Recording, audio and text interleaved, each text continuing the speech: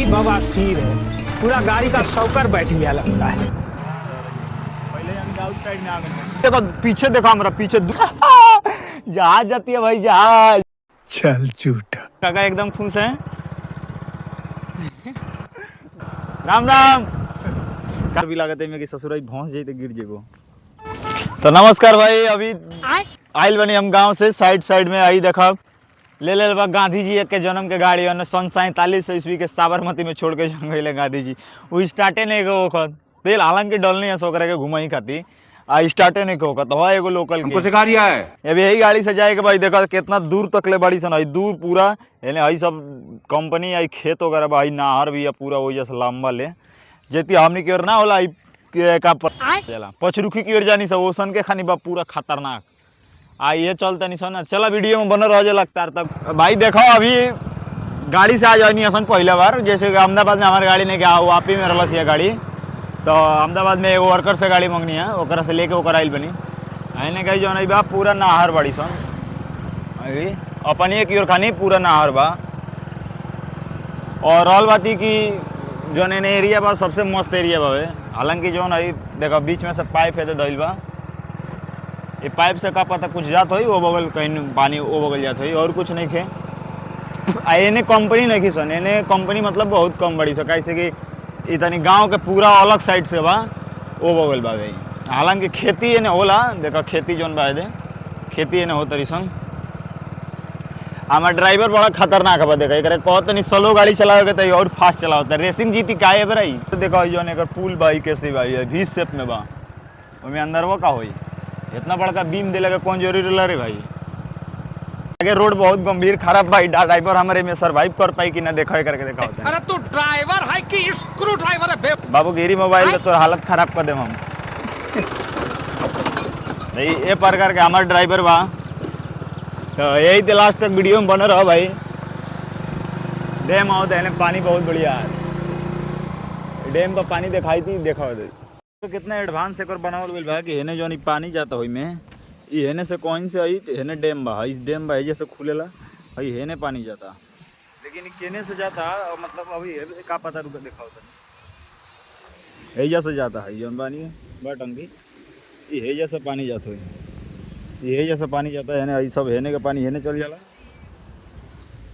ओकर बाद हाउ जौन पानी बा वही जैसे वही में अंदर जाके हेने सब कंपनी वगैरह में इन्हें सब साइड में जात हुई ऐसा लागत है देखला के हिसाब से मस्त बहुत लागत है। लेकिन अब पूरा एकदम ना होला देखा एकदम मस्त बा, मजा आ जाए देख के भाई, आज मन खुश हो गए देखा एकदम इलाका में आज खुशी का माहौल पूरा तगड़ा लेवल का बा भाई, आज एकदम मजा आ गई। भैंस से देखा भैंस चरावत रहे भाई हमन ये गाँव खानी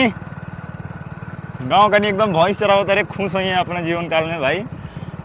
काका बराबर ना बराबर देखे काका एकदम खुश है। गुजराती हमें कोई मरिए ना, लेकिन कैसे कि सकलो देखे के मारे लबत बा कि ना अभी पूरा देखो एकदम मतलब ये बगल से लेके ये कोना तक ले दिखाओ भाई। गाड़ी एक बार बीचे में बंद हो गई काका इसका गाड़ी ही बंद हो गया, खटारा गाड़ी लेके रखा है भाई, स्टार्ट कर लो चल काका हमने क्या वीडियो बनाओ इनसे तो कुछ ना बोल ले बढ़िया आदमी बड़े का बोला चला गई देखा एगो बहुत मस्त भाई सुतियाला हुई तो चल करे जा सुतियाला ने के यही झोपड़ी गाड़ल बा अगर बैठे रही तो जैती पक्का मतलब बहुत मजा होता भाई एकदम देखो एकदम मजा होता। हमने के घूमे आ गई सकनी एक जगह घूमत मन अब आ गई बा, यही से मजा ना आइला तो चले नहीं आने आप सोचने के इन्हें दिखा दी हम जौन घूमत तुम देख लो एकदम मस्त व्यू बा। काका भी काका राम काका एकदम भाई हाला उकड़ कोयले बनी कुछ गबड़ा जाई तो का होई भाई को तो जा कर लो देखा दूर तक ले लौकता, अगर जे इन्हें भुला गनी से तो हमारा मालूम नहीं खे कि एकर का नाम बा इन्हें के, लेकिन वैसे कोनो बात नहीं है गूगल मैप देखे आवेला देख के निकल लिया जाए। अभी देखो पीछे देखो हमारा पीछे जहाज जाती है भाई जहाज।